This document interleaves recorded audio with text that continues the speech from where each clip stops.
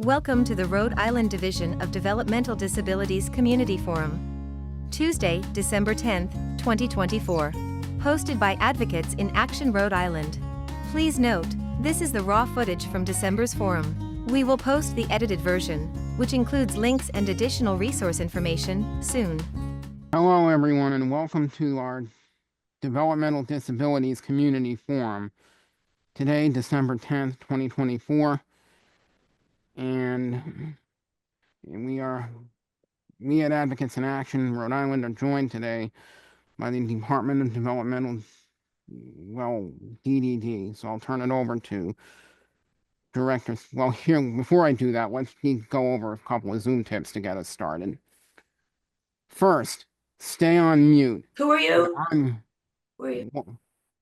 I'm saying everyone should stay on mute and unmute only to ask questions. Tip number 2. It is your choice to turn your video on or off. Join as a panelist to turn your video on. It may help Wi-Fi to keep your video off. Tip number 3. An ASL interpreter is present at this event. Tip number 4. Not everyone can use the chat, so try not to use the chat. To ask questions, use the Q&A button. Thank you, and now I will turn it over to DD Director Savage. Actually, Big Mouth. I'm Deb Kenai from Advocates in Action. Thank you, Andrew. He's our chief helper of things.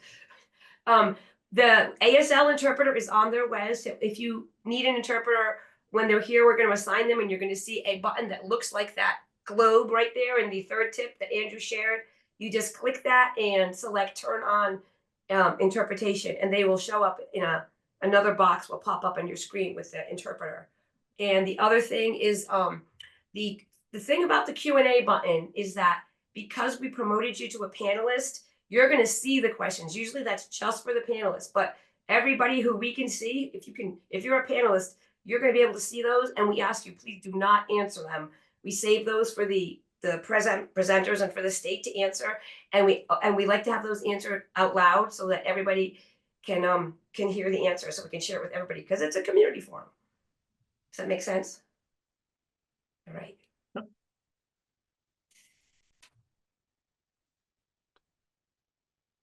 Hey, hi everybody. I'm Kevin Savage. I'm the Director of the Division of Developmental Disabilities.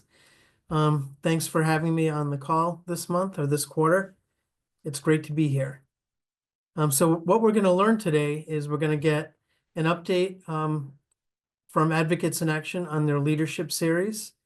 Sherlock's going to provide an update as well on the statewide workforce initiative. Rypen's going to give a program update. We're going to get some information on conflict-free case management. And if any of you have started working with a conflict-free case manager, I'm sure you have some questions. So I hope that will be helpful. We'll give a division update on what's going on in the Division of Developmental Disabilities, and then what's next for the division. So those are the things we're going to talk about today. And we want to get through those as quickly as we can, because really what we want to do is hear from you and know what your questions are and hear what you want to talk about as well. So we'll try to leave a lot of time for that at the end. So next. So I'm going to turn it over. Who's going to be speaking from Advocates in Action? Kelly Donovan. Yeah, Advocates in Action and the work they do. About Advocates in Action and the leadership series, here's Kelly Donovan. Thank you, Andrew. And Kelly will take it from here with reading the slides too, right? Because Kelly got some notes. Is that correct, Michelle? So Andrew, Kelly's going to read those slides. No, Michelle said I was going to do that. Oh, you're talking about two different slides. Yeah, this one is Andrew, but the next one, Kelly's taking it from. Right, the presentation. From here, this is Kelly. Perfect. Okay. My name is Kelly Donovan, and I'm here to read about Advocates in Action RI's 2025 Leadership Series. The image on the screen are a square that says Leadership Series with many clip art pictures of things that apply to the life of a person with a disability, including a file folder that says My ISP, a person in a box labeled the service system, and a target with a person in the center that says, I am here.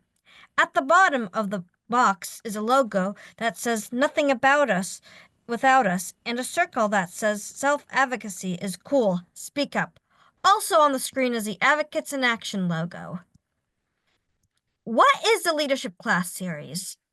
The image on the slide is a screenshot of the 2024 Leadership Series on We Zoom. don't have, you gotta wait for it didn't switch. You gotta Oh. tell Deb when you want to switch it. There you go. What is the Leadership Series?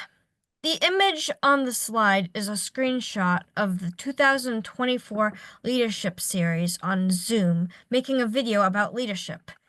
The Leadership Series is a weekly course from February through June.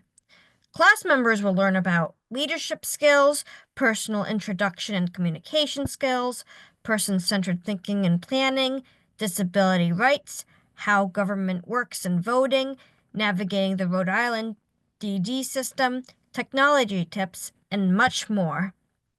Class members will also have a lot of fun making friends, touring the State House, special projects, songwriting, and many more.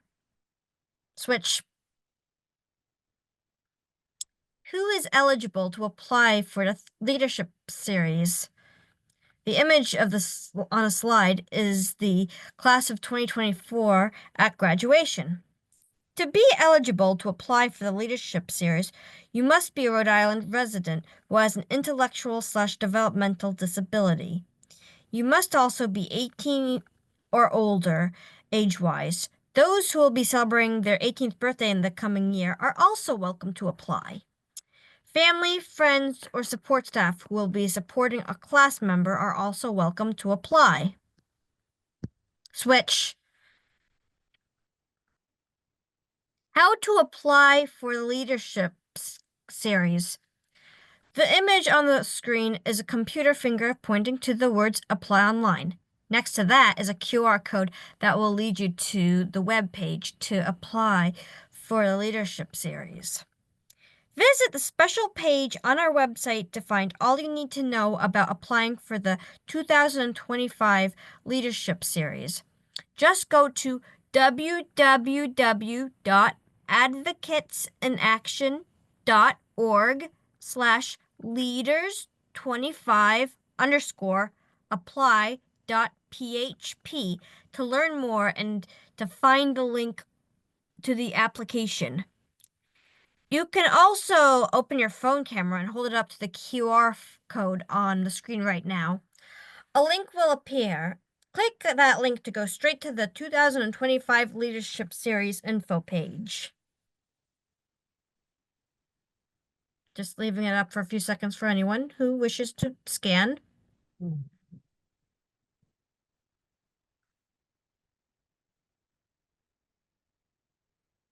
And the 2025 Leadership Series virtual open houses. The image on the screen shows a Zoom meeting on a laptop. On either side of the laptop are dates on calendar pages with times underneath the dates. Advocates in Action will be hosting 2 open houses on Zoom to talk about the Leadership Series, answer questions, and to show people how to apply. Excuse me. The first open house will be on Wednesday, December 11th from 7 o'clock to 8 o'clock p.m., which is tomorrow night. The second open house will be on Wednesday, January 8th from 1 o'clock to 2 o'clock p.m. To register for the open houses, go to that same 2025 Leadership Series page that we mentioned on the previous slide, www.advocatesinAction.org/leaders25_apply, or visit our Facebook page for more info. Switch. Stay in the know. Get on our email list. When something is happening or we have news to share, we send out an email to everyone on our email list. You can join the list by going to www.advocatesinaction.org/contact. fill out your name and email address, and you'll get all the latest news from us. And the image on the slide is of the Advocates in Action logo.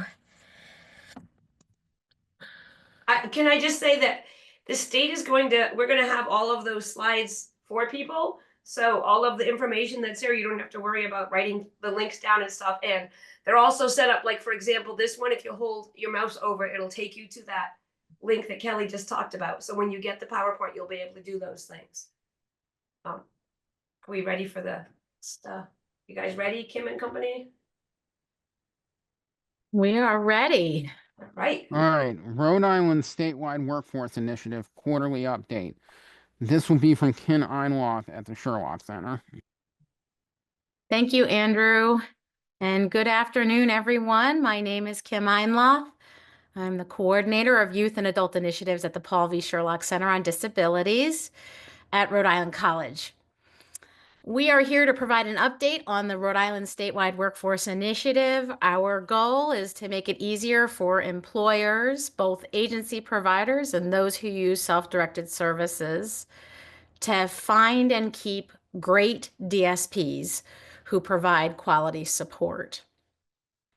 This initiative was created to help improve the support for Rhode Islanders with IDD by addressing DSP shortages and training, DSP training. Today, I'm joined by a few members of this initiative who will tell you about some new information and resources.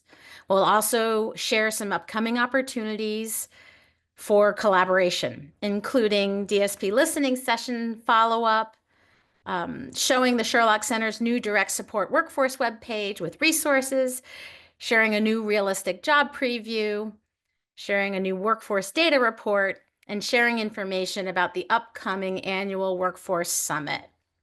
We'll put links and resources in the chat and an email that you can reach any one of us at following this presentation. We'll start with Amanda and Kelsey. Hi, my name's Amanda. I'm a part of the Policy Guidance and Worker Voice Work Group. And I just have a little update for us. So the Policy Guidance and Worker Voice Work Group hosted 10 in-person DSP listening sessions and 3 virtual sessions. We wanted to hear their experiences as DSPs, including what they love about their job and what's hard about their job. We also wanted to use this as an opportunity to communicate the work groups with DSPs. 60 DSPs attended, both from working in self-direction and for provider agencies. For those who chose to report their demographics, 80% identified as female and over 60% identified as white. Attendees were diverse in age. Due to scheduling, a Spanish session was not able to be held, but hosting a session in Spanish is a recommendation for 2025. 53 participants said they wanted to join a statewide work group. They were all emailed more information, and as of December 4th, 8 responded with greater interest. They will receive a gift card for each work group they participate in. The work group is currently looking at everyone's responses and summarizing them into themes. A report with full results will be shared in 2025. Kelsey, do you have anything to add to that? Thanks, Amanda. This is Kelsey. I think that was everything that we wanted to report on today. We were really happy with the success of the listening sessions, and we're really looking forward to getting that report to the larger group. I think our goal is to have it by the summit, which I think we'll touch on a little bit later. I also just wanted to give a shout out to Amanda. The majority of Amanda's work in her position is direct care, even though her title isn't DSP. So having Amanda be able to participate in a majority of the listening sessions was great to really have that peer-to-peer kind of conversation. So just wanted to give a little shout out. Thanks, Amanda. Great.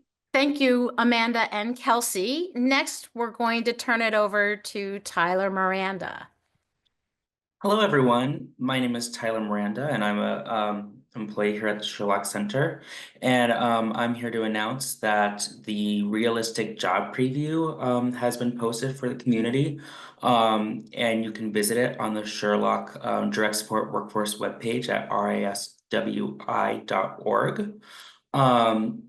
It is available to all the employers in Rhode Island and that employ DSPs. And it is a 19-minute video that is meant to be used during the interview process with a potential DSP and shows the reality of the job, including the good things and the hard things, and will help the applicant make informed decisions on whether the job is the right fit for them.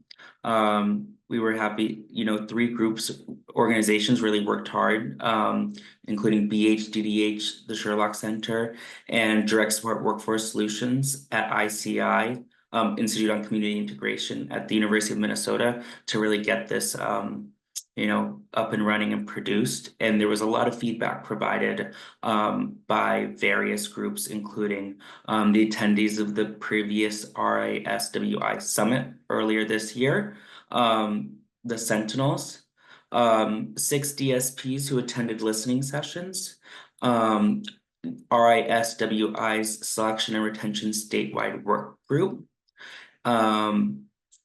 And the video is available in both English and Spanish. Kim, anything to add to that?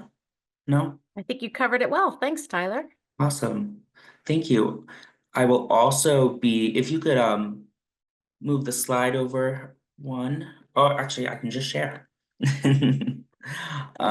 So I'm also going to be introducing the Direct Support Workforce, let's see, webpage. Let's share. Can everybody see this? Great. Yes. So the Direct Support Workforce webpage is located on the Sherlock Center's website. You can reach it by typing in riswi.org. And we launched this a couple weeks ago, and it is dedicated to bringing forward best practices, evidence-based strategies, tools, and resources for those seeking employment or already employed in the direct support workforce, such as direct support professionals, frontline supervisors. It is also able to be used by employers looking to recruit, select, train, and retain the direct support workforce.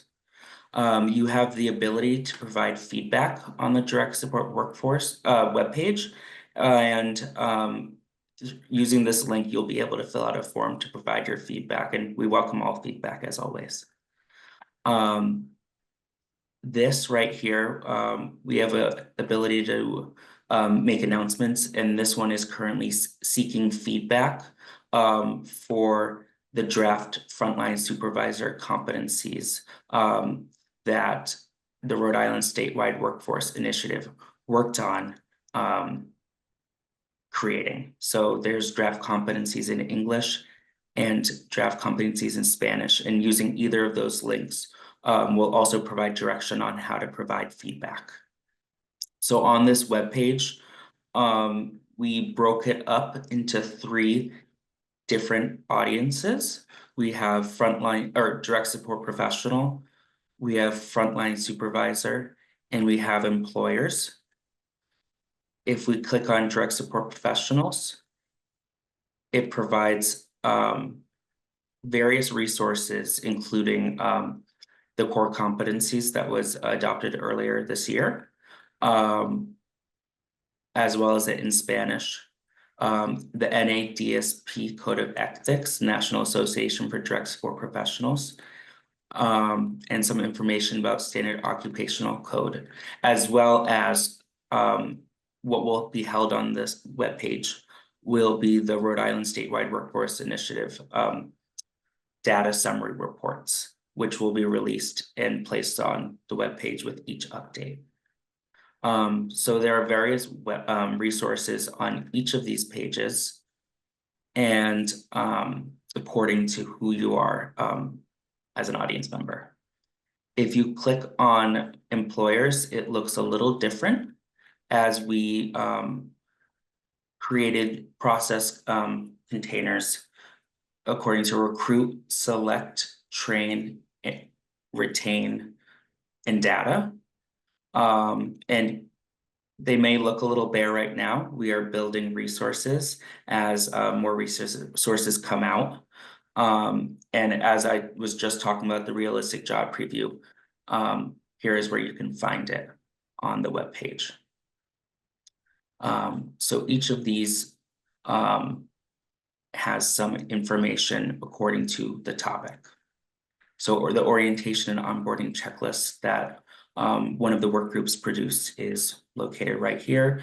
The core competency guides, and then here you can also find the data. So some of the information that you find on these web pages, some of them they're located multiple times, but that is because they are they can be used for different audiences. And that's all I have. Thank you, Kimani, Tyler. thank you. Very nice. Let me stop sharing. Okay. Thank you. And next we'll hear from Julie Bershadsky. She's going to talk a little bit about the SupportWise Workforce Report. Next slide, please. Kim. One more. Thank you, right there. Hi, everyone. Yes, speaking of the SupportWise Workforce Report that Tyler was just showing on the website, my name is Julie Bershadsky. I'm from the Institute of Community Integration at University of Minnesota. We are the team that in part has been working with Rhode Island to collect and analyze your workforce data. So this, we're happy to report that the latest workforce report has been released and has been, I believe, is now published on the Sherlock website, but Kim can confirm that when she has a chance. That report covers the period of January to June of this year. That's the provider organizations that submitted their data on workforce stability. 33 out of 34 provider organizations were able to submit their data on time and are included in their report. I will, in the next couple of slides, I will show you some of the highlights from the data because just to say right off the bat, results are overall quite positive, and there's a lot to be celebrated for the state. The data show that there are some really positive, encouraging trends in terms of your direct support professional workforce stability, and that is really the work here should really be celebrated because it's coming through and it's having an impact. Like with the last report, there will be an easy read, plain language sort of version that Sherlock is working on as well. And both the long version and the short version will be translated into Spanish and posted as well. That's the intro, and now to just a couple of fun highlights of the data. Next slide, please. So starting with wages. These are graphs, obviously, but they show sort of what happened to average starting wages and average hourly wages over the last couple of years, starting from the left to the right. So the starting wages went from just under $19 an hour a couple of years ago to now $20.69 average in this last period. And then the average hourly wages that all DSPs get went through, again, just under $19 an hour. So there wasn't that much of a difference, to $21.12 just over this last period. So wages have gone up, both starting and average, which is great to see. Next slide.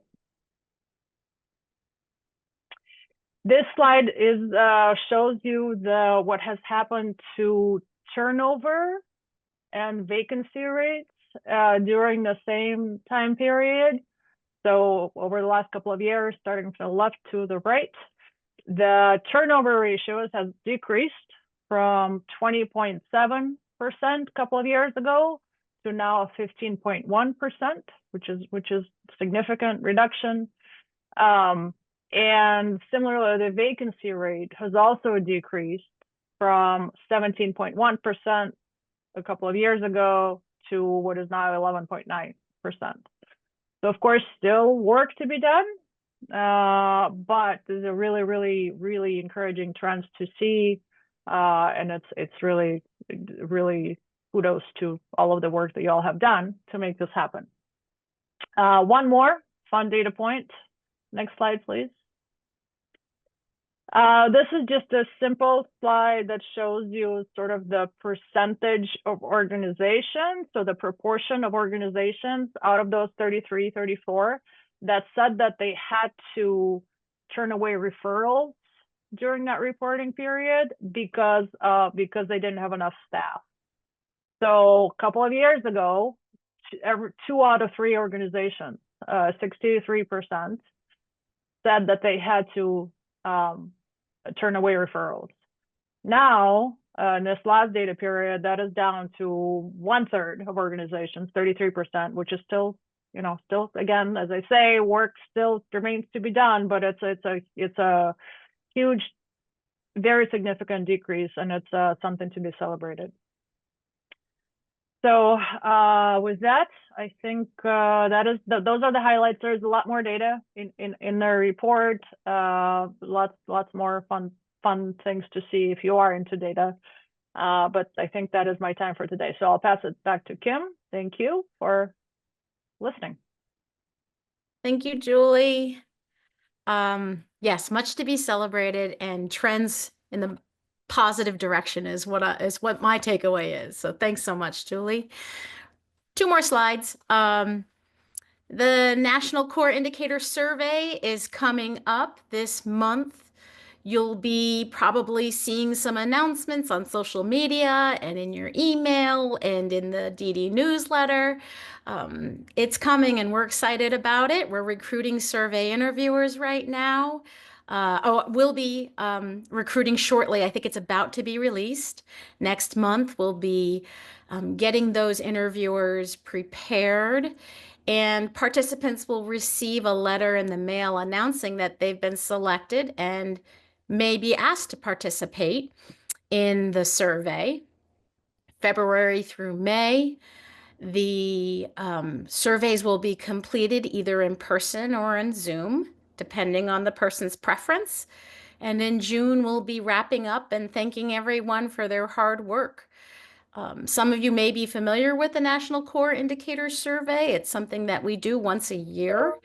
And we're really hopeful that we'll be able to complete the minimum of 400 surveys in order to receive a statewide report that we can then respond to the information collected. So we're excited about the rollout of that survey again shortly. The next slide, please. And lastly, I just wanted to, it was referenced a couple of times earlier in Sherlock's presentation. The annual Workforce Summit is coming up. It's on January 29th. Oops, that says 2024, but actually it'll be 2025. Sorry about that. We'll fix that before the slides go out. It's from 10 to 1:30 for the broader community. We'll hold this event the same place we have in the years previous at Alger Hall on Rhode Island College's campus, and the invitations went out last week. If you did not receive an invitation, it's probably because you haven't recently attended the summit or you're not participating in one of the work groups or the coordinating council. If you are interested in attending the summit, and would like to learn more about the Workforce Initiative, please email us. And actually, if we go to the next slide, you'll see our email address. It's riswi@ric and I'll drop that in the chat when I'm done talking, which is just about now. So thanks so much for giving us your time, and we welcome your questions later in the session. All right, now we come to updates from Ripen's self-directed support program, and these will be given by Susan Donovan, the Senior Program Director. Thank you. Thank you, Andrew. As Andrew said, my name is Sue Donovan. I'm with Ripen. There are 3 things I'd like to cover today. Are the Self-Directed Support Conference, which we hosted on November 8th, our peer mentor panel that we hosted last week on December 3rd, and our 2025 lineup of events. Next. So just to give you a glimpse, the total registrations that we ended with was 326 folks. Out of that, as you can see, this slide shows that we had consumers that were English speaking, 53 of them, and another 10 consumers that speak Spanish. The number of parents and caregivers that attended were 106 that identified as speaking English and 19 that spoke Spanish. We had 55 direct support professionals in attendance, and we had 83 professionals that were there either presenting or they were an exhibitor. Next. So the day was broken up, and we provided 3 different sessions. So 2 sessions happened in the morning and then 1 in the afternoon. For session 1, we offered topics such as triumphs in the workforce. We had stories about employment success, so consumers were actually on that panel. We had a state panel from BHDDH. They spoke about the history of self-direction, where we're at, where we're going, what's our vision as a state. We also had a session on what's all the buzz about self-direction, and that was a 101, what is self-direction? And it was a mixed panel with a consumer, parent, caregiver, direct support professional, service broker, plan writer. We also had a session on Link with Your Community, which is an online resource guidebook. Next. Session 2 offered employment supports for individuals that self-direct. And then we had another session on how do I find and keep support staff. We also had a session on who's making the decisions, which focused on supported decision-making and other alternatives to guardianship. We also had Self-Direction Connection, which is a project that Ripen's self-directed program team hosts, and they bring consumers together and parents and caregivers together and direct support professionals together to kind of share ideas and to grow their networks. Next slide, thank you. This is on this slide, you see our friends from Advocates in Action. They were kind enough to host our lunch plenary session with our peer mentor panel, and it was very well received. On the right-hand side of this slide, you see a graph, and the graph shows that the majority of people strongly agreed with the information that they received from the panel. It was of high quality. They understood the information and they learned something new. Next slide. In the afternoon, we had session 3, and we offered 3 different breakouts during that time period. The first being blending self-directed support with traditional services. The second, what are goods and services? And then the third was a session on natural supports. Who's in my circle?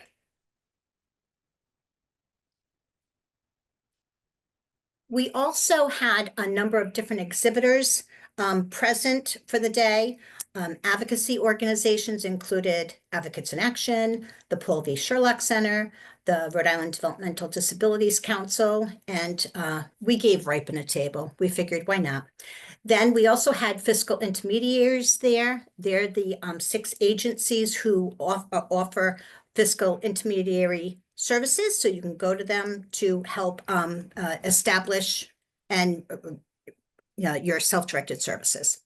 Our state agencies, our lead agencies were there: behavioral health care, developmental disabilities and hospitals, and our friends from the Office of Rehabilitation Services. We also had support brokers there, Best Life Rhode Island, Lazo Rhode Island, and the Rhode Island Self-Direction Coalition. This is a snapshot. You may recognize some of yourselves in this picture. This was a snapshot of the exhibitor section, which got very high ratings in our survey. Next section. So overall, we did receive 94 surveys, evaluations back, which was wonderful. We were able to provide some in-depth data and information to our partners at BHDDH to show, where folks really were able to engage and connect and get information that they needed. Next slide. I won't read all these to you, but some of the conference responses that we collected, we separated them and categorized them into different categories. This slide shows the consumers, they shared comments like, this was an excellent conference. Thank you so much. Hope to see this again next year. I'll recommend this to a friend. Next slide. Here we have a slide with parents and caregivers, input from them as well.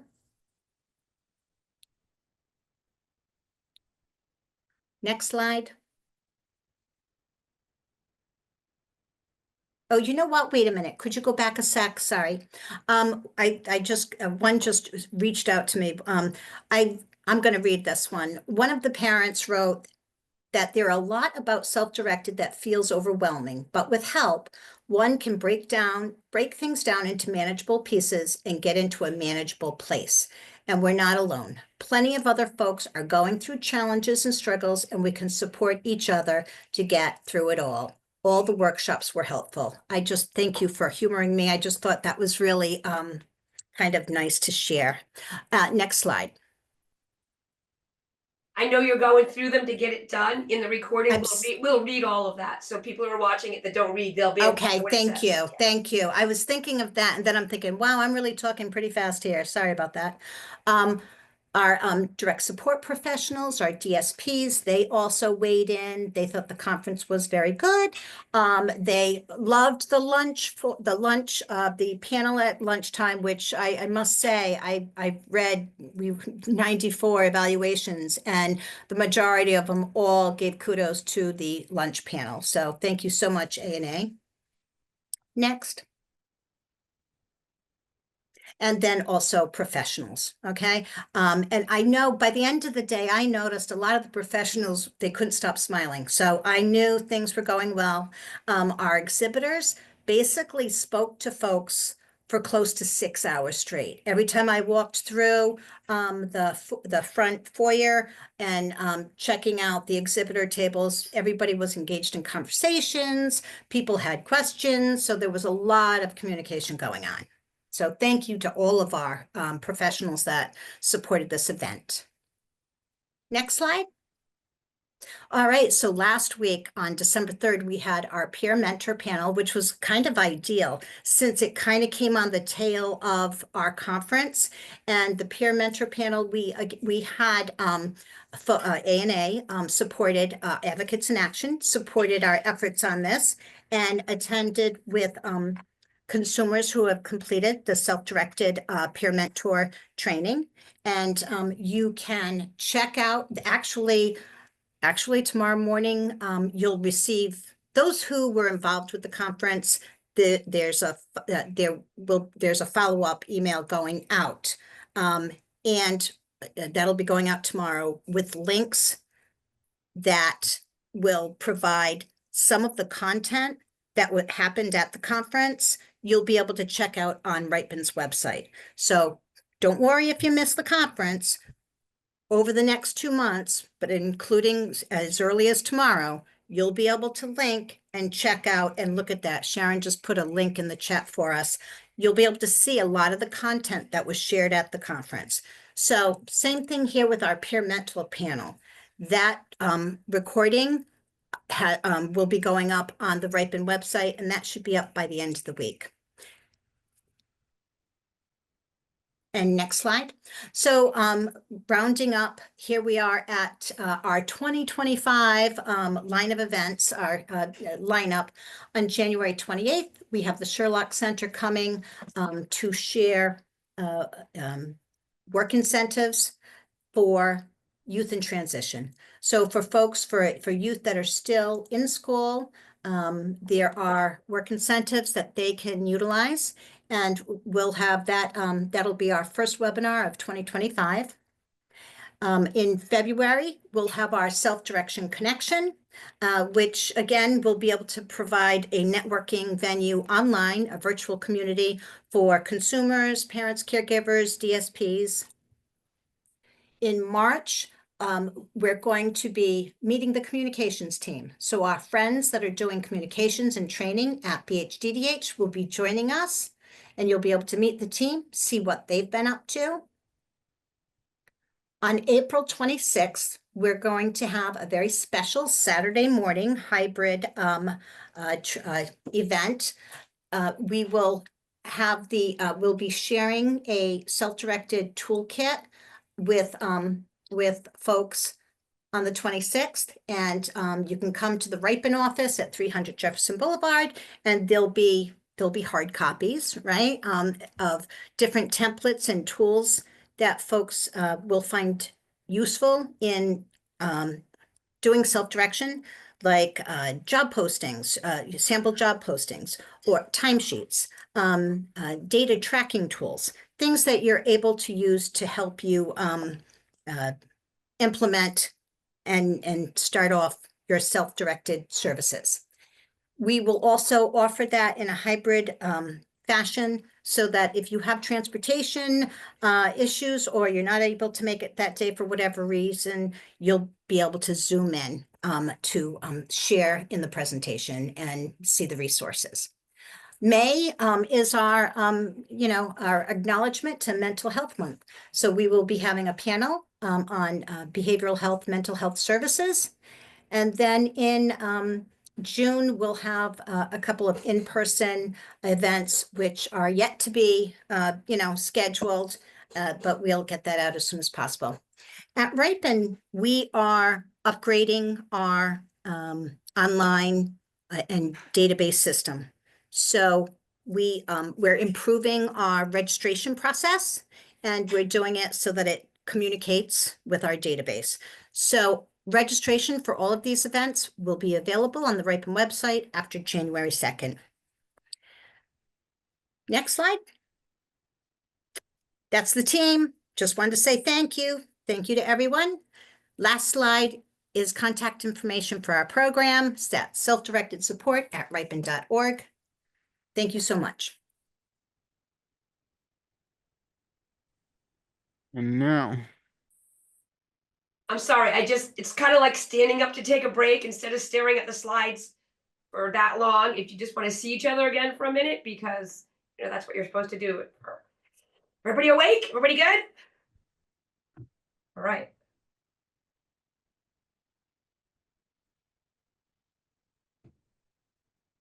All right. Can everybody see the slide again? And now for conflict-free case management, CFCM news.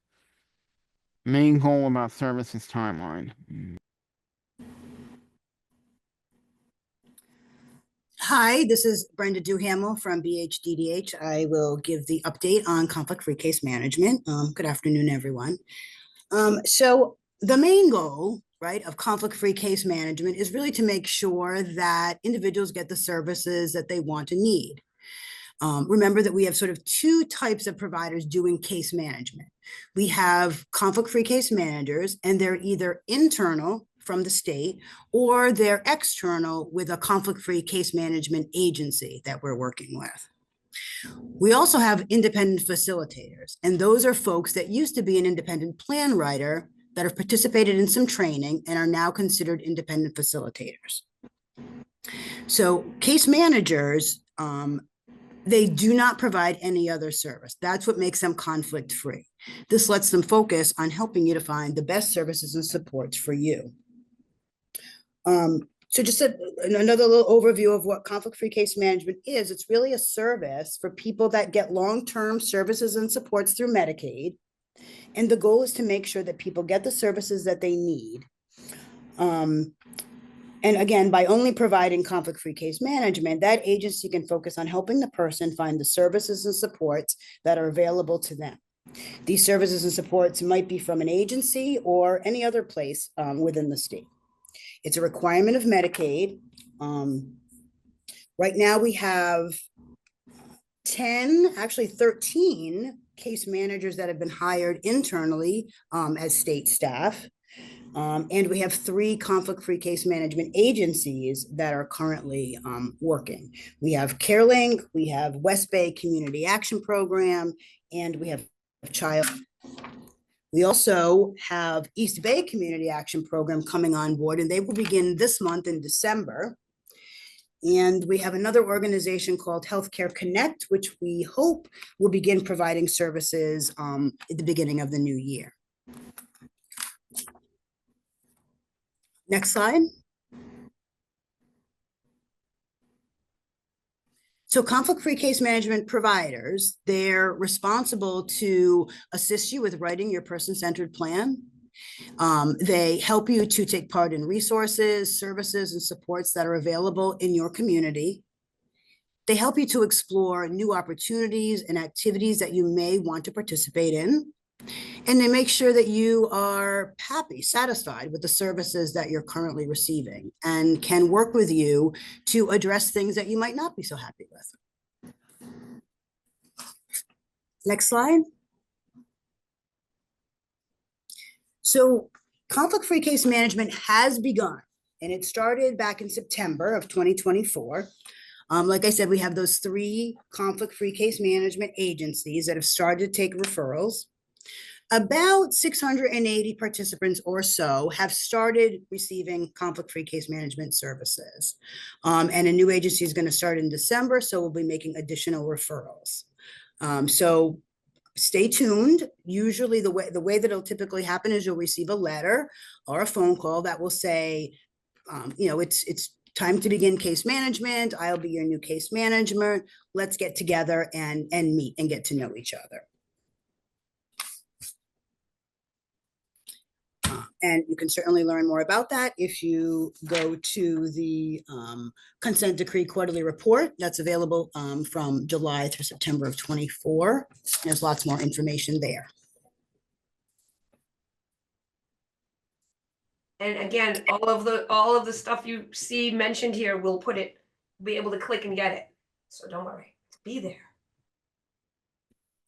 Next slide.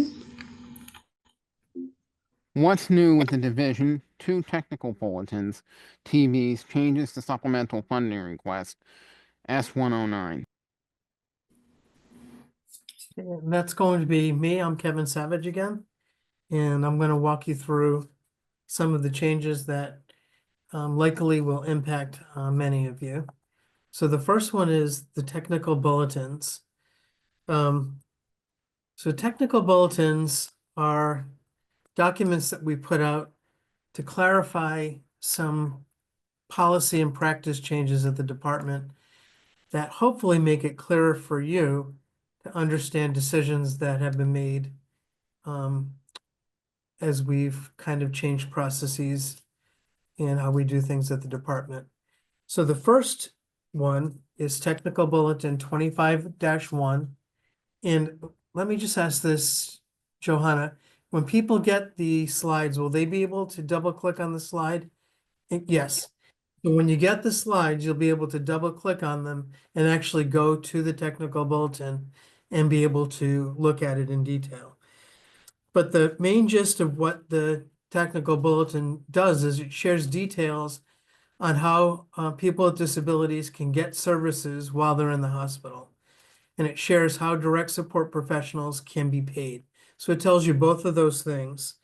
And it outlines the details of that. When you're in the hospital, if you're a person with disabilities and you need your DSP to provide support, it tells you how you can do that. And it tells you what the rules are, basically. That if you're a DSP if you're a person who needs services, the services that you would be able to obtain are only services that you're already receiving. And the DSP can't provide services, for example, that the hospital would be providing. So they wouldn't be helping you with medicine or getting meals or having an interpreter. Those are all services that the hospital provides. But they would be able to provide you with services that they would normally provide you with if you were receiving services in the community.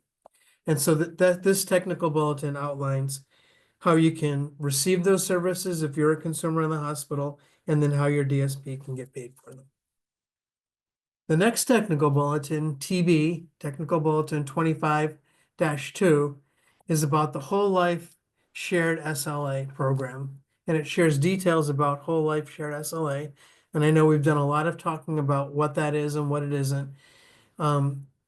It shares how you can get started in the program if you want to become a Whole Life Shared SLA provider, or if you're a person with disabilities and would like to receive Whole Life Shared Living support as your living arrangement. It includes rules for participants in Whole Life Shared SLA providers. And there's a whole bunch of rules on how we can do it and what we can't do in the Whole Life Shared SLA program. So one example that's come up a lot is if you're a Whole Life Shared SLA provider, you can't have outside employment. That is your employment, and that's what you're funded to do. If you need another job, then Whole Life SLA is not for you as a contractor.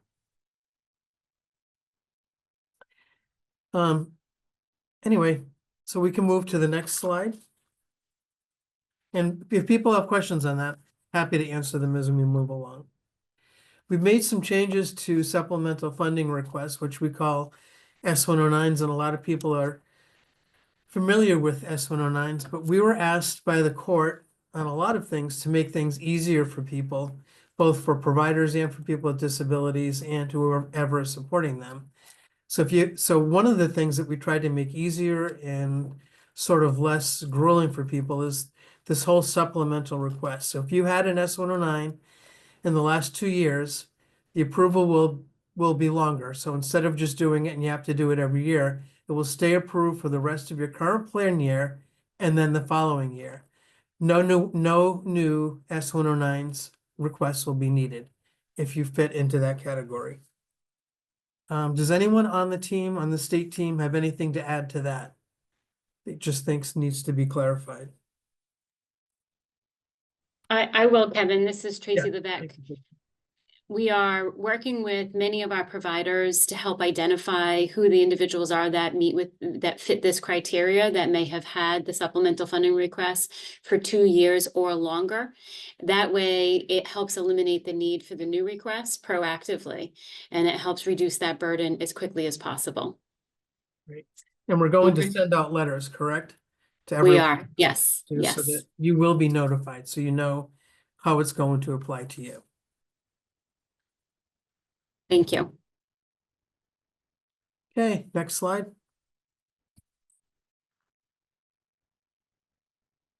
And we can just go to the next slide, please.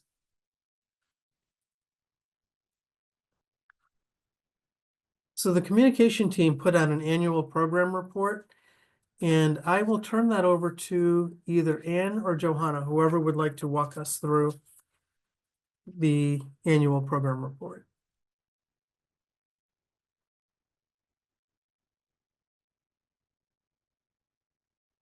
Will that be you, Johanna?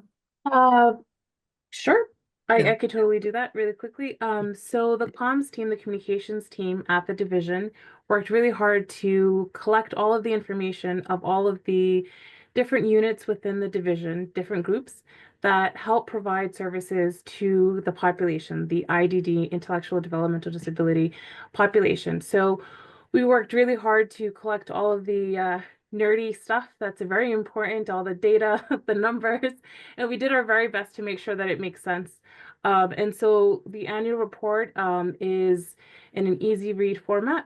It highlights all of the accomplishments that we've done throughout the year outside of the consent decree. So some of it does have content that might be familiar, something that you may already know, new information, And we hope to do this every year. It's out there, it's on the website, it's hopefully going to be easy to find. But if for whatever reason you find it very difficult to locate, we would love to hear why it was hard to find so that we can make it easier going forward. Yeah, so that's just a very top level overview of what it is. It has a lot of information about all the stuff that we have on the screen. You'll have a visual of what it looks like when you pop it open on the website. There's a link that's going to be in the presentation that Deb and Michelle will put up on the Advocates in Action website. And she's highlighting the actual link there for me with the cursor. And so on the screen, you'll see it says Annual Program Report for 2024. And in the image, there's two people sitting in front of a really cool desk with our tablecloth, and that's Pierre from our training team, and we have Elvis from our employment unit. So we're very excited to hear what you think of it. And yeah, we would love to hear feedback. If you have any questions, there's our email addresses there. It's bhddh.askdd@bhddh.ri.gov. It's a lot of a lot of letters, but you can just click on the link and it'll pop up. Your email address will just be able to type in whatever you want. You hated it, you liked it, want more pictures, less pictures, more information, whatever you think is going to be easier for you to process information. We'll be very happy to take that into account, and we take all of your feedback very, very seriously. So yeah, that's top level what it is. Anyone else want to add to it, or we're good? So let me just say that Johanna and Amethyst are also working with the rest of the DD team on improving communication at this meeting and other meetings to make it more accessible to who is ever on the call. So I want to thank them they designed the PowerPoint and gave us some talking points, and they're great on the communication team. They report to Anne LeClaire, who's really taken on communication as a way of just making our whole style accessible to you. So we're working hard at that, but definitely keep them informed. And Johanna is absolutely being honest when she says she's taking your feedback seriously. And that's why she's helped to redesign with Amethyst our whole presentation here today. And she's working with all of the other teams who are presenting. So thank you for your hard work. I want to thank all the presenters today. You did a great job. I'm excited about the work and the trends that Julie presented, and looking forward to the conference. Ripon, I just want to second that was a great conference. It's the first time they've done a conference like that. And I don't think there's been a conference in public done by a local agency other than CPN that's been in public. And so that was just great. And it was really, really positive, excellent day. I think everybody walked away feeling like they were enhanced. So thanks so much for that. I want to open it up for questions, comments, concerns to the whole community, so that we're here to hear from you. So we look forward to that. Do you want to see the other slides, or is that? Oh, I thought we were done. No, I think aren't there 3 more slides? Yeah, there are a few more slides. Okay. If they are, then I don't have that packet, so. So that is what Joe was explaining. That's all part of the annual program report. So when you click on it, that's what she was walking us through. We just didn't have them up, but this is the annual program report that Joe was explaining to us all. So if I may, in a nutshell, it's just we wanted to highlight top level some of the content that's in the annual report.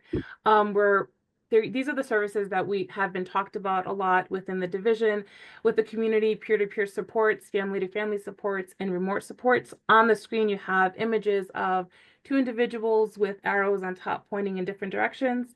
We have 2 hands clasping to indicate family-to-family supports, and we have remote supports with an individual in the middle of the picture with text and a phone, indicating that you can chat with someone virtually or connect with them on the phone. So all of this is detailed into the annual report as well. It's services that are yet to be coming on down the pipeline in 2025. They're not billable yet, but we hope to do that in the next near future.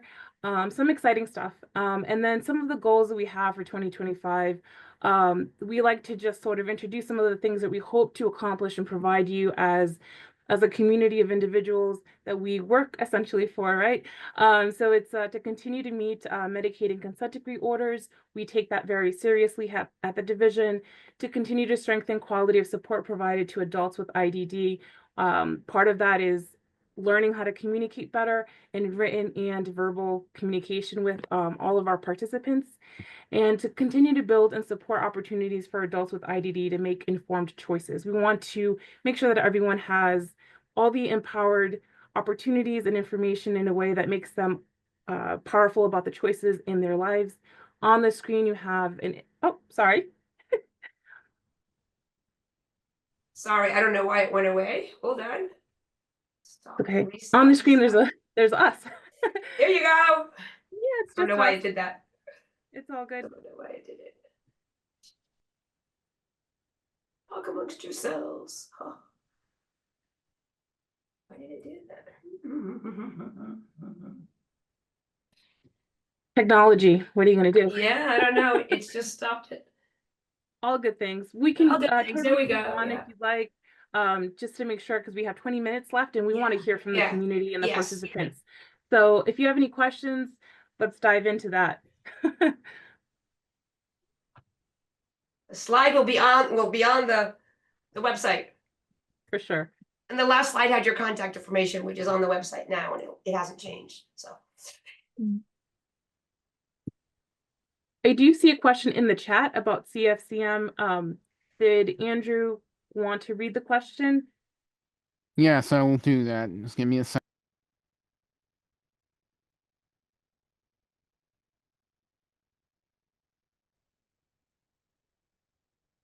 Right, the question was from Ann Peters, I believe, regarding CSCM. Can you explain how a process moves from the independent facilitator working to create CSP? How does that move to ISP involving agency providing services? So, hi, this is Brenda Duhamel. I guess I would say that the process really shouldn't be all that different if a person is utilizing an independent facilitator or plan writer to create their plan, then they would do it as they always have.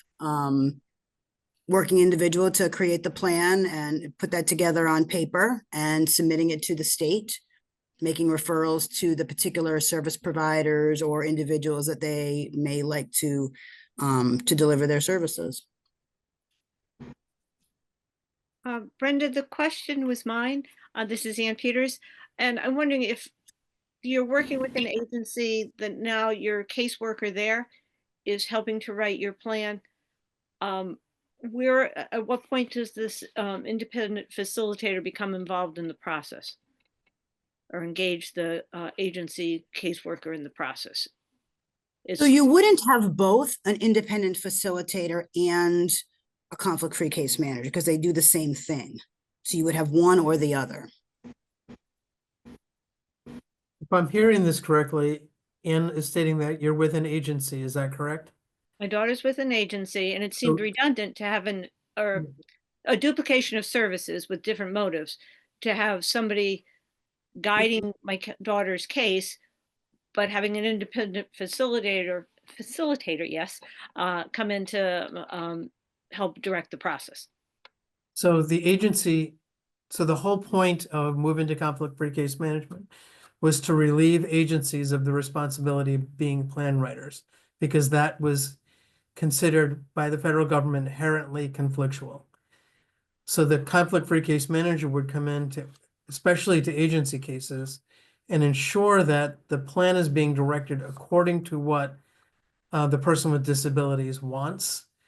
And an agency can't do that. They can, so we added, this is a new service, we added money to it, so they still have a service coordination function because they often know the person with disabilities well and can provide input, but the plan writing itself can't be done by the agency once we're up and running. And I guess part B of this question is, I'm aware that some workers for agencies are taking the classes or whatever credentialing sessions to be able to be independent plan writers. Does that seem undermining that the concern about being the agencies being remaining uninvolved in the planning, the independent process role.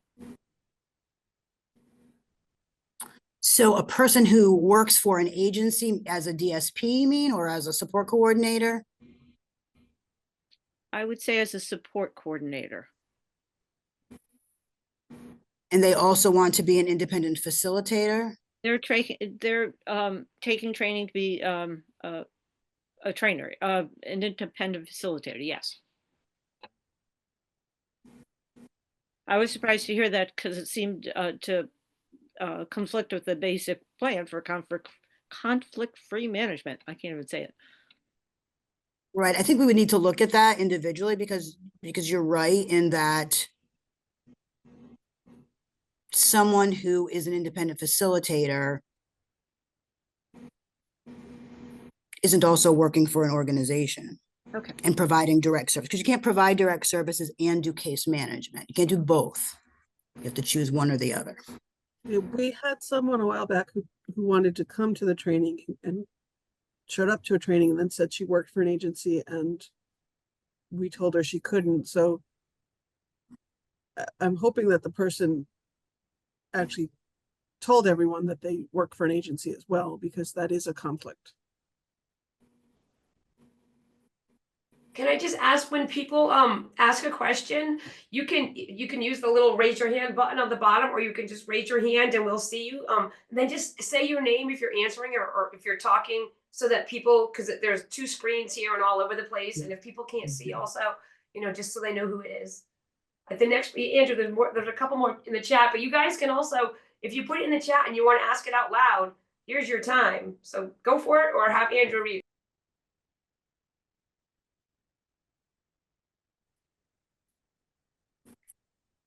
This is Kim. I have my hand raised because I just thought it might be helpful for the group to know that the Sherlock Center is the entity that's providing the upskilling for independent facilitators and case managers.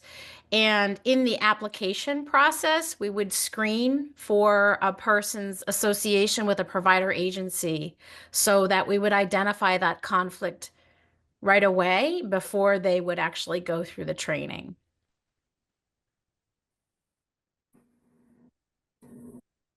So there's 2 more questions in the chat, Andrew, just for the sake of time, if you want to read one of them. Sure, I can do that. This one is from Rhonda DeGilio, and it says, we received a letter stating our case manager retired. Who do we reach out to, if we need support? We have not been reassigned. I'm going to respond to, actually, you would contact the supervisor. So if you have a social caseworker who has retired, and I can think of a couple we've had that have retired, you would connect with their supervisor. So I'll just say, if you're talking about Lori Champagne as a social caseworker who recently retired, her supervisor is Supalak Muriel, and she can support you and answer your questions, at this time. I'll leave her information in the I'm chat. sorry, I didn't understand the name you said. Yep, I'm going to write it right now in the chat. Brenda, people can also call the main line of the division and Yes. tell them, right? So that's 4623. I don't remember what it is. Anyone? What's your number, you guys? Joe, what's the main line? 3421. 3421. All right. Okay. It's usually the fastest way. Call the main line and say, hey. Yes. Our website also now has the list of staff, and all of the caseworkers appear under their supervisor. If they've retired, however, they should be off of the list. All right. So yes, you're probably best calling and asking who it was. And one other question that I haven't been able to get to the bottom of, the individual is blind, and I have made numerous requests through numerous avenues to receive his ISP in Braille. And I've hit a roadblock at every avenue for quite some time, and he he still doesn't have an ISP in Braille. So I was just wondering what you recommend, because I haven't had any success in that area. Whoever, can you just say your name? Whoever's going to answer. I'm just a pest, okay? Just say your name. I'll just say, Rhonda, we'll look into why we're not able to get you what you've requested, and we'll get back to you within the next 2 days. Okay, perfect. How will you get back to me? I'm sure we have your phone number in the system. Can we just call you? Will that work? Absolutely. Okay. Well, I don't know if you'd have my number, or I mean, my name in the system, or my nephew is the individual I'm speaking on behalf of. Okay. I can send you both of them. They were in the class last year. I can just send it to you. Yeah. Okay, thank you, Deb. We'll send the number and then we'll call you back. I do want to say, Thank if you. people have any issues like this, where you're bringing up something you're asking for, you're not getting it, you can always send it to us at the division. If you're not sure who, you can use the Ask DD email. Okay. Deb, Well, I in the chat, and we will raise it up to where it needs to be, and you'll get a response. Okay, because I've gone through the case manager, and I was told that the plan writer should do that, and then I got in touch with the plan writer, and she said, no, they don't do that, that I should get in touch with the case manager.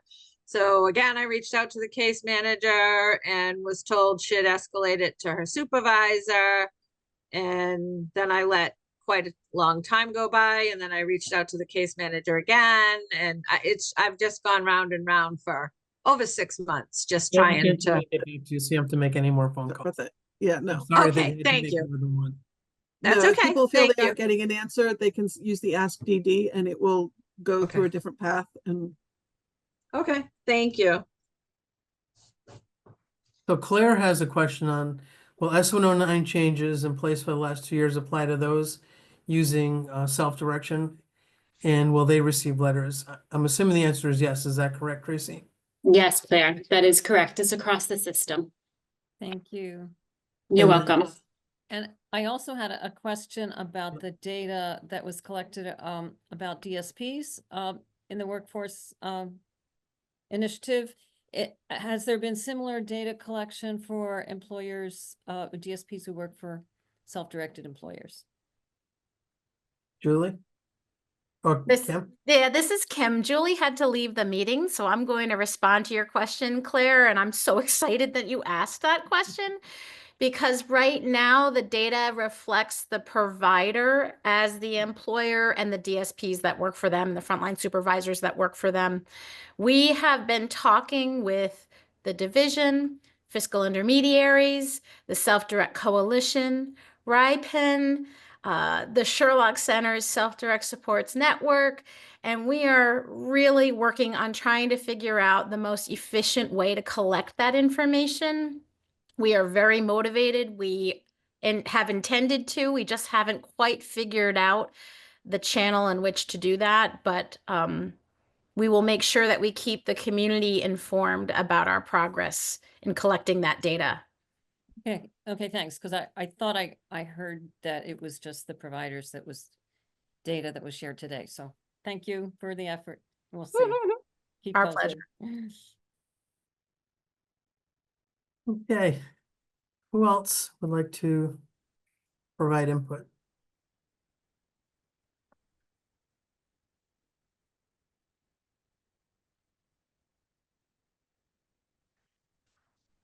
I'm just going to give another, this is Deb Kenai from Advocates in Action, and I'm going to give another shameless plug that our leadership series is really cool. And Michaeletti, you want to tell them a little snippet about it really fast? Because we really would love to have people apply. What do you think about the leadership series, Michael? The leadership series was really great. You think people should apply for it?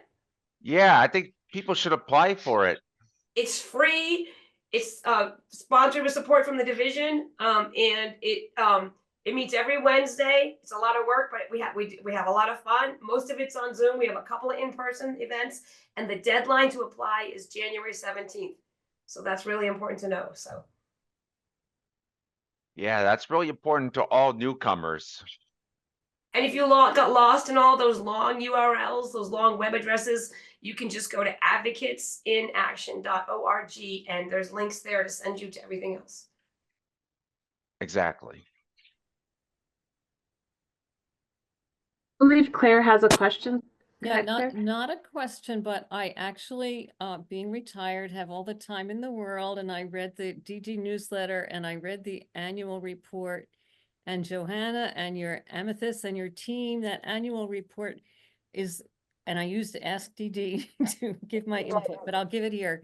It was really, really excellent, and having something like that with the visuals that are there and the very plain, understandable language, having something like that every year to document the progress and how things are going will be really great. So thank you so much for that effort. I personally found it illuminating and informative and easy to read. And I was dreading, some sort of bureaucratic annual report, and this was really fun. So Good. Thank you. good job. For people who can't see the screen, there's a bunch of those little heart emojis popping all over. And Robert Comiskey, I hope I said your name right. I apologize if not, but his hand is also up to ask a question. Good evening. Can you hear me okay? Yes. I am so confused. I'm sorry about that, but I am. Because we recently had a meeting with what I thought was a conflict manager, but I think she said her title has been changed. And I was under the impression when we left the meeting that the agency that services my son will be writing the SIS, or the ISP, I guess it's called, and that her function is not to write the ISP. But so if the agency is not writing it, and she's not writing it, I'm confused as to who is writing the ISP. I will let Brenda handle that. Sure. Hi. So, without specifically knowing the details, what I think is likely happening is right now we're in a sort of a transition period, and we don't expect the new case managers to jump in and help write a plan for someone that they really don't know very well yet at all. And they're very new to this work. So what we have shared is that what we expect providers to do along with the new case managers is to work collaboratively. So that if the provider has written the plan and knows the person well, and this is the first time you're meeting your case manager, we're not going to expect the case manager to jump in and write the plan right away. We want to give them a chance to get to know the individual. And in the meantime, the provider can still write the plan for this time period. Okay, so that that clears up the my confusion. Yeah, thank you. I appreciate it. Sure. Thanks for asking.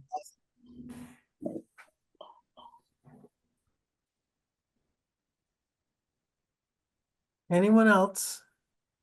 Happy to hear from you no matter what. You're frustrated and you need to get it out. Go for it. I have a question. Okay. So my nephew is new in the developmental disability system, May of 2024. And so I anticipate that we'll be up for renewal in May of 2025. And I was just wondering, what should we expect the process to look like? So this is Brenda Duhamel. I'll just start by saying once a person is eligible for services, they're eligible for the IDD system, then they're always eligible. So you don't have to redo eligibility every year. Okay.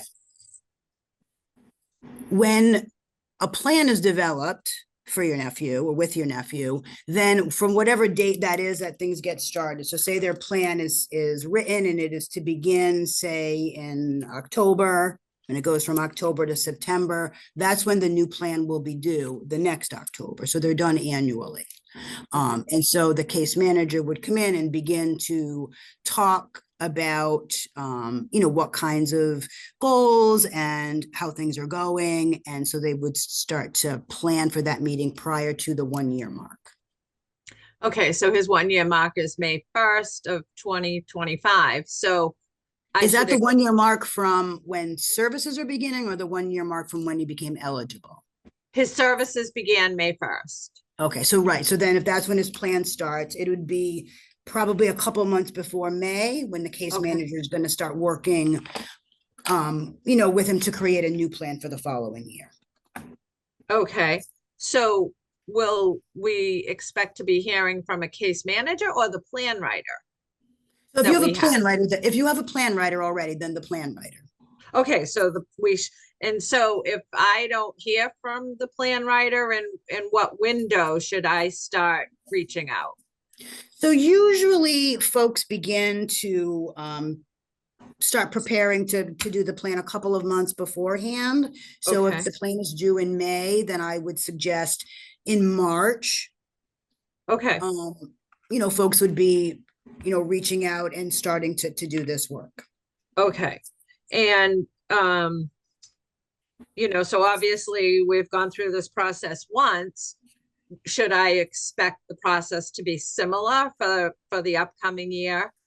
Yes, I think so. Okay. What will be different is you'll be reviewing what's already happening and how well that's happening. And are there changes? There may be things you want to keep the same, things that he may want to change. And so you're not starting from scratch. Now you're starting from what's already happening. Okay. And he'll have the opportunity to continue the things he liked, or maybe to add some things that have come up during the year that he has expressed an interest in. Yes, absolutely. Okay, so I can start kind of gathering those thoughts in preparation for his... and him thinking about what he wants to achieve over the next year. What kinds of goals he has and what kinds of experiences and opportunities he may wish to explore. Perfect. Yeah, I was just kind of thinking in my head, what kind of conversations should we be preparing for, to make sure that Dan knows what he wants to do and so forth. So I think I have a better understanding. Thank you for the clarification. And the time is now 4:31. Okay, and Robert Comiskey has another question. This is Deb Kanai just saying that. So if you guys have one more minute, I know you were so confused before, Robert, and this is a great place to get another question answered. If anyone needs to leave, you can leave, but I think it's just a good opportunity. Thank you for the opportunity. And this is Robert Comiskey again. I don't even know where I've read this, but somewhere along the line, I picked up on like a validation process that is going to be put in place to validate, like when the case worker or manager starts to write the CIS or the ISP, it'll be validated against a control group from previous ISPs to see if there's variances, to see how it tracks with previous ISPs in terms of budget and the like. Is that ringing a bell with anybody that can add any substance to it? Sure. Hi, Robert. This is Brenda Duhamel again. So I guess what I would say to that, and I think maybe what you're potentially hearing about, is in our new data system, WellSky, when the plan is entered into the system, the case manager does have to sort of validate the plan. And one of the things that we were very interested in when we built this system is if a case manager writes exactly the same plan as was last year, we would want that flagged for us so we would know that. Because what we really expect to happen is that every year it's a new planning time, and it's an opportunity for people to talk about things that went well, things that maybe didn't, what they want in the future. So it's not expected to be a cut and paste from 1 year to the next to the next. And so there was something put into our system so that if it looks exactly identical the following year, we would know that. Okay. Yeah, I was I'm not quite, I'm certainly not questioning it. I was really just trying to get some sense of what the validation process would be. Yeah. You know, The validation tool in the system is really there for a quality check to make sure that all the right parts are there, that there's a signature, for example, that there's a date on it, that those sorts of things. And one of those things is that it's not an exact cut and paste from the previous version. So that's what the validation is for. okay, thank you. Thank you all for staying a few minutes extra. That's above and beyond. Appreciate it, though. Happy to answer the questions. Have a good evening. Thanks, you too. Anybody else? I just wanted to just dive in and say thank you to everybody. This is the comms team's first time kind of facilitating this. If there's any feedback, things that would make it easier, better, more inclusive, more engaging, please email us, smoke signals, whatever you'd like. We'll come to you if you have anything that you want us to do differently. We're hoping to make this more engaging and interactive. If you want to participate or present or ask questions or share some of your experiences with the changes with either the Sherlock Center, Ripon, or any of the things that you've experienced, please let us know. We'd be happy to facilitate you being presenters at this as well. So yeah. Thank you. Take Johanna up on that. She will be very helpful to anybody who wants to. If you want to be a presenter and you want her to walk you through it, she'll be happy to do that. So take her up on it. And she's very easy to talk to. So Yes. all right, everybody. Thank you so much. Thanks for being so engaged. We appreciate it. Thank you. Oh, you're welcome. Everybody apply for the leadership class. Bye. Happy holidays. Happy holidays. Merry Christmas. Happy open Happy house. holidays. Bye-bye. Bye. Bye.